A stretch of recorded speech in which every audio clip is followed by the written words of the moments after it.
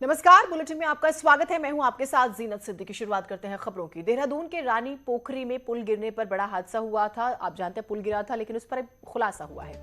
आधिकारिक सूत्रों ने पुल गिरने की वजह को खनन बताया और इसके लिए फोटो भी अधिकारियों ने उपलब्ध कराई है। फोटो में साफ नजर आ रहा है कि पुल के नीचे बेतरतीब खनन हो रहा है।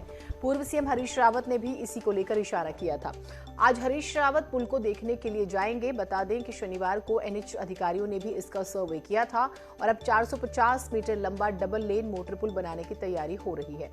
यह नया पुल करीब 15 करोड़ की लागत से बनेगा।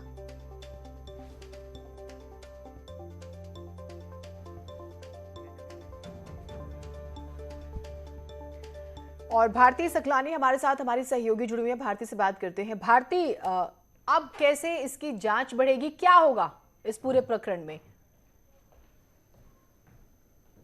देखिए जीनत, आप इस बात को समझिए कि अधिकारियों ने पहले ही इस बात का अंदेशा जता दिया था कि जिस तरीके से खनन यहाँ पर किया जा रहा है, पुल कमजोर पड़ सकता है, पुल के जो पिलर्स हैं वो कमजोर पड़ सकते हैं और इस बात का अंदेशा पहले ही अधिकारियों की तरफ से जता दिया गया था। लेकिन उसके बावजूद खनन का पट्टा आवंटित किया गया, इस बात को लेकर अधिकारियों में भी नाराजगी थी। तो ये फोटो जो न्यूज़ 18 अपने दर्शकों को दिखा रहा है, इस फोटो को खुद अधिकारियों की तरफ से जो है वो जारी किया गया और बताया गया कि किस तरीके से यहाँ पर ये खनन का कार्य चल रहा था। अब दूसरी बात आती है कि एनएच के अधिकारी जो है वो गए वहाँ पर, उन्होंने जो है देखा कि क्या कुछ अब जब नया पुल बनेगा तो उसमें किस तरीके का एस्टिमेट एक बनाया गया है और ये बताया जा रहा है कि तकरीबन 15 करोड़ 77 लाख रुपए की लागत जो है वो आ सकती है। भारती, मैं आपको बीच में रोक रही हूं, लेकिन एक चीज जो है भारती, वो हमें हमारे दर्शकों को स्पष्ट करनी होगी। वो ये, आप नया पुल बना रहे हैं, उसके एस्टिमेट तैयार कर लिया, लेकिन नया पुल बनने से ये सवाल खत्म नहीं होने चाहिए कि पुल निर्माण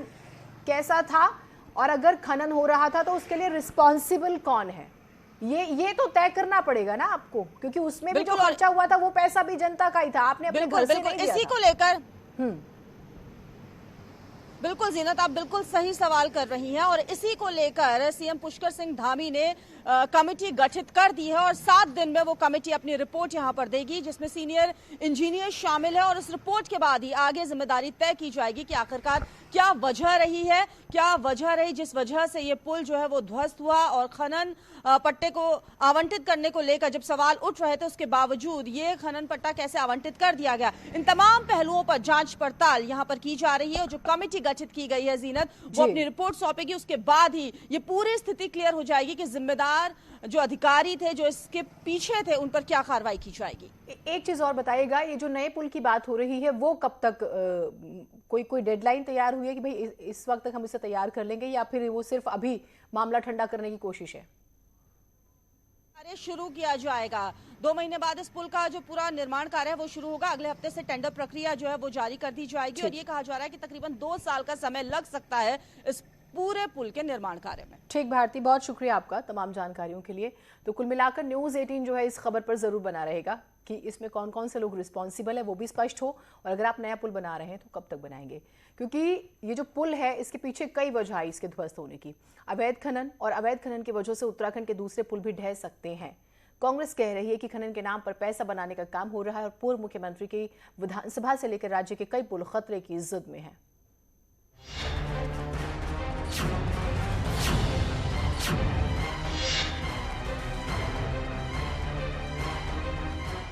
उन्नीस में बना ये पुल शायद न गिरता अगर खनन करने वालों ने पुल के नीचे गड्ढे न खोद दिए होते। रानी पोखरी के लोगों की बातें और विपक्ष के आरोप एक जैसे हैं। कांग्रेस तो यहाँ तक कह रही है कि अवैध खनन की वजह से कितने पुल गिरेंगे कहा नहीं जा सकता। खनन के कारण इसके जो पाए थे वो जो है खोखले हो गए और पानी के बहाव आने से वो जो है इसलिए पुल गिरा है। ये विभाग की भी है और शासन की भी। इसके पर किस तहसील में आता है ये अपना ऋषिकेश तहसील में। हाँ जी, हाँ जी। तो आप लोगों ने पहले भी इसके बारे में कहा था कि पहले मैंने जो विरोध किया था, जब इसको कहा था कि ये पुल जो है डेड इसमें स्थिति में है। पुल के नीचे इतना अवैध खनन हुआ है कि गड्ढे बन गए, जहाँ अपार्टमेंट्स थे, जो वहाँ उसके पिलर्स थे, उसके नीचे गड्ढे बन गए और वही कारण रहा पुल के ध्वस्त होने के पीछे। तो जब तक हम पुलों के आसपास, पहले तो खनन माफिया को पहले पूरे प्रदेश में रोका जाना चाहिए और एक साइंटिफिक ढंग से जो रेता बजरी निकालने का तरीका उसका इस्तेमाल होना चाहिए। पुल क्यों गिरा? सरकार ये जानने के लिए जांच रिपोर्ट का इंतजार कर रही है और हैरानी ये है कि अवैध खनन के आरोप पर जवाब देने के बजाय कांग्रेस की सोच पर सवाल खड़े कर रही है। ये कांग्रेस तो जिस तरह के उलझुल आरोप लगा रही है उसको कुल मिलाकर के चुनाव सामने दिख रहा है, तो उसका अपनी जो जमीन उनकी पूरी तरह से तहस नहस हो रही है, उस जमीन को बनाने की कोशिश कर रहे हैं। लेकिन प्रश्न ये है कि सरकार किसी की भी हो, इस तरह की बातें जब आती है तो उनमें जांच होनी चाहिए, जांच आने के बाद कार्रवाई की जानी चाहिए, की जाएगी। सीएम धामी के मुख्यमंत्री बनने से पहले भी अवैध खनन सवालों के घेरे में रहा और उसी गलती का नुकसान अब सवाल उठाने वाली जनता को भुगतना पड़ रहा है। पुल का इस्तेमाल करने वालों को 400 मीटर की जगह 40 किलोमीटर का चक्कर काटना पड़ रहा है। देहरादून से न्यूज़ 18 के लिए दीपांकर भट्ट की रिपोर्ट। लगातार हो रही बारिश के साथ सड़कों से सटी पहाड़ियां भूस्खलन के लिहाज से बेहद खतरनाक हो चुकी हैं। बार बार चटक कर गिरती पहाड़ियों का ऐसा ही दृश्य रोज देखने को मिलता है, जिसमें पहला बद्रीनाथ हाईवे पर देवप्रयाग के पास तोता घाटी का है। दूसरी तस्वीर हम आपको दिखा रहे हैं ज्वालपा देवी मंदिर के पास की। भूस्खलन की इन दोनों घटनाओं में पेड़ों के साथ सैकड़ों टन चट्टानी मलबा भी एकाएक भरभरा कर नीचे गिर गया। गनीमत ये रही है कि हादसे के वक्त वहां से कोई गुजर नहीं रहा था।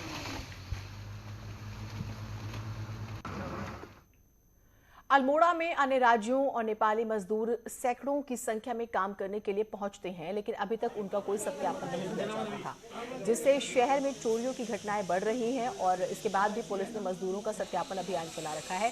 सत्यापन नहीं करने वाले मकान मालिकों पर जुर्माना भी लगाया जा रहा है। आज को अगर हम बात करें, लगातार ऐसी तस्वीरें सामने आती हैं। कोतवाली अल्मोड़ा क्षेत्र में बाहरी व्यक्तियों के सत्यापन का अभियान चलाया जा रहा है, जिसमें अभी तक करीब 500 व्यक्तियों का सत्यापन किया जा चुका है। और प्रतिदिन इसमें जिन व्यक्तियों ने सत्यापन नहीं कराया है उन भवन स्वामियों और मकान मालिकों के विरुद्ध कार्रवाई की गई है। टिहरी जिला अस्पताल बौराड़ी हिमालयन जॉली ग्रांट में स्वास्थ्य सुविधाएं सुधरने का नाम नहीं ले रही हैं, जिससे दूर दराज से आने वाले मरीजों को खासी दिक्कतें हो रही हैं। हिमालयन अस्पताल जॉली ग्रांट की बात करें तो पीपीपी मोड पर चलाया जा रहा है और जॉली ग्रांट से डॉक्टर रोटेशन पर एक हफ्ते के लिए काम करने टिहरी जिला अस्पताल आते हैं। मरीजों को हर बार नए डॉक्टर मिलते हैं और नए तरीके से इलाज किया जाता है। ऑर्थोपेडिक डिपार्टमेंट में हर हफ्ते डॉक्टर चेंज होने से मरीज तो बहुत परेशान है। ये हड्डी में रोटेशन में चलने का कारण ये है कि एक हमारे डॉक्टर साहब थे, उन्होंने डिज़ाइन दिया था अप्रैल मंथ में। उसके बाद से हमारे पास परमानेंट डॉक्टर्स नहीं आ पा रहे हैं। हमारे यहाँ HR डिपार्टमेंट से रिक्रूटमेंट भी हुए हैं पिछले 3-4 महीने में 3 रिक्रूटमेंट हुए, लेकिन तीनों ने लास्ट मोमेंट पर आकर मना कर दिया। नैनीताल के एक सरकारी स्कूल की शिक्षिकाओं ने बच्चों को किताबी ज्ञान के साथ सामाजिक व रोजगार परक शिक्षा की मुहिम शुरू की है।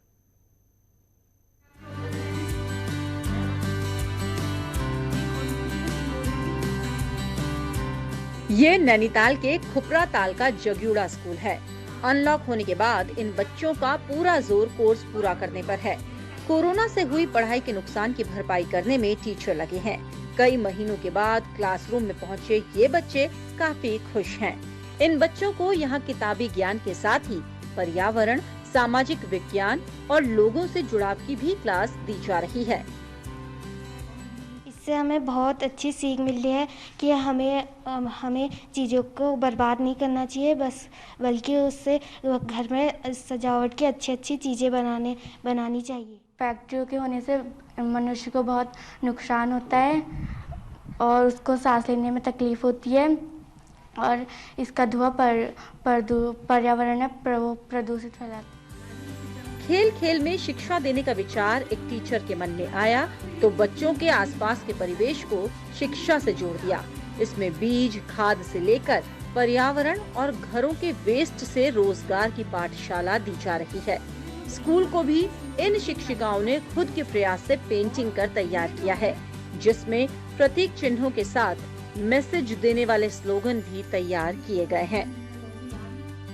कभी कभी किताबी भाषा शैली बच्चे के लिए इतनी कठिन हो जाती है कि उसे आता है, बच्चे को बहुत कुछ आता है उसके बारे में, लेकिन वो जो किताबी भाषा होती है उसमें बच्चा एकदम समझ नहीं पाता, जो कि हम आम बोलचाल की भाषा में उसे बाहर के परिवेश में ले जाके सिखा सकते। बहरहाल ये जरूरी है कि बच्चों को आत्मनिर्भर बनने की शिक्षा मिले लेकिन इस सरकारी स्कूल ने जो प्रयोग यहाँ शुरू किया है उसको दूसरे स्कूल भी लागू करें तो एक बेहतर कल समाज को मिल सकता है।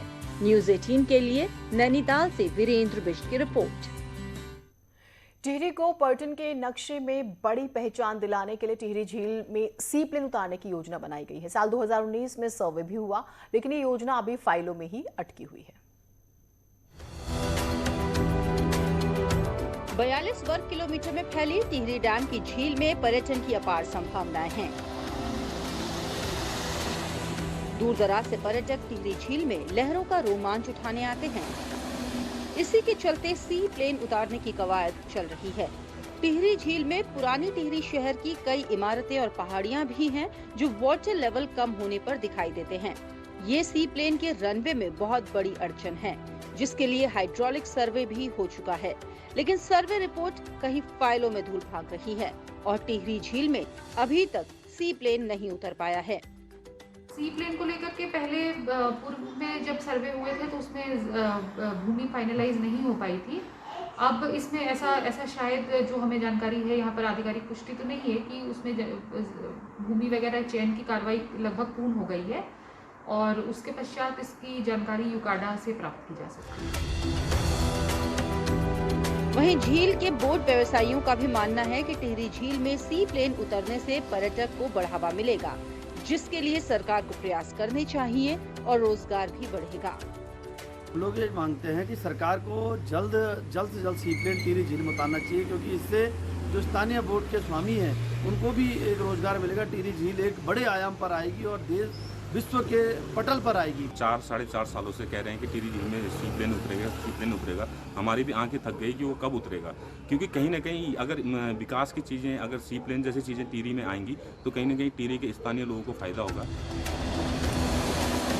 टिहरी झील को पर्यटन की दृष्टि से बढ़ावा देने के लिए नई योजनाओं पर ध्यान देने की जरूरत है, जिसमें पर्यटन के साथ साथ सुरक्षा का भी ध्यान रखा जा सके और योजनाओं को भी पूरा किया जा सके। न्यूज़ 18 के लिए टिहरी से सौरभ सिंह की रिपोर्ट। विकासनगर के जीवनगढ़ में 3 युवकों ने घर में घुसकर एक युवक को दिन दहाड़े गोली मार दी। गंभीर हालत में युवक को कालिंदी अस्पताल में भर्ती कराया गया, जहां से उसे हायर सेंटर रेफर किया गया। घटना के बाद से आरोपी युवक मौके से फरार है। बताया जा रहा है कि आरोपी तीनों युवक सी अंकित बहल के जो है घर पर एक पहुंचते हैं। किसी बात पर उनकी बहस होती है। बीच बचाव के लिए भाई पंकज आया तो आरोपियों ने उस पर फायर कर दिया और मौके से फरार हो गए।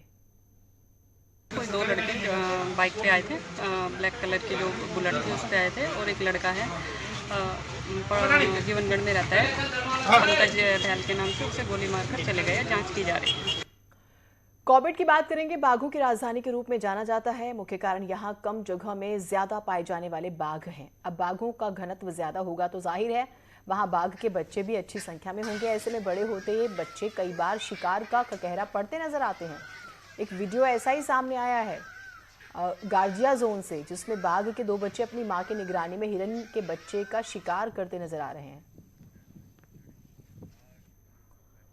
राज्यसभा सांसद अनिल बलूनी को कांग्रेस विधायक हरीश धामी ने पत्र लिखा। पत्र में अपने विधानसभा क्षेत्र में मोबाइल नेटवर्क की मांग की। धामी ने पहले बलूनी की तारीफ की और अब पत्र में लिखा कि आपने दिल्ली से कोटद्वार और टनकपुर के लिए रेल सर्विस की शुरुआत की और इस कैंसर अस्पताल के लिए कोशिश कर रहे हैं। धामी ने मांग की है कि उनके विधानसभा क्षेत्र में मोबाइल टावर की बेहद ज्यादा जरूरत है। बच्चे ऑनलाइन क्लासेस नहीं ले पा रहे हैं और ऑनलाइन होने वाली सरकार जो है, दरअसल सरकारी काम जो है वो भी नहीं हो पाते, तो इससे करीब 1 लाख की आबादी प्रभावित हो रही है। उन्होंने मांग की है कि सिर्फ ध्यान दिया जाए। दूर से बड़ी खबर आ रही है। उत्तराखंड गृह विभाग ने प्रदेश के पहाड़ी इलाकों में जमीनों के अनियमित खरीद फरोख्त और एक समुदाय विशेष द्वारा धार्मिक स्थलों के निर्माण के मुद्दे पर डीजीपी को अपनी रिपोर्ट देने को कहा है। बीजेपी के सीनियर नेता अजेंद्र अजय ने पिछले महीने मुख्यमंत्री पुष्कर सिंह धामी से मिलकर अपनी बात रखी थी। उन्होंने राज्य के पर्वतीय इलाकों में बाहरी राज्यों के समुदाय विशेष के लोगों द्वारा जमीन खरीदने का मुद्दा उठाया था। साथ ही आरोप लगाया था कि ग्रुप में आकर ये लोग अपने अवैध धार्मिक स्थल भी बना रहे हैं। एक तरफ जो पर्वतीय क्षेत्र के जो मूल निवासी हैं वो वहाँ से पलायन करते जा रहे हैं और एक समुदाय विशेष के लोगों की वहाँ पर संख्या बढ़ती जा रही है। समुदाय विशेष के धार्मिक स्थल वहाँ पर निर्माण हो रहे हैं। तो इसलिए मेरी मांग है कि प्रदेश सरकार को इसको क्षेत्र को स्पेशल नोटिफाइड एरिया घोषित करके वहाँ पर भूमि क्रय विक्रय के लिए कड़े प्रावधान किए जाने चाहिए। कुंभ में हुए टेस्टिंग घोटाले को लेकर बड़ी खबर है। अब आरोपियों की कभी भी गिरफ्तारी हो सकती है। कोर्ट ने आरोपियों के खिलाफ गैर जमानती वारंट जारी कर दिया है। आरोपी शरद पंत, मल्लिका पंत और नवतेज नलवा के खिलाफ गैर जमानती वारंट जारी किया गया है। पुलिस आरोपियों की तलाश में जगह जगह छापेमारी कर रही है। जल्द ही इनकी गिरफ्तारी हो सकती है।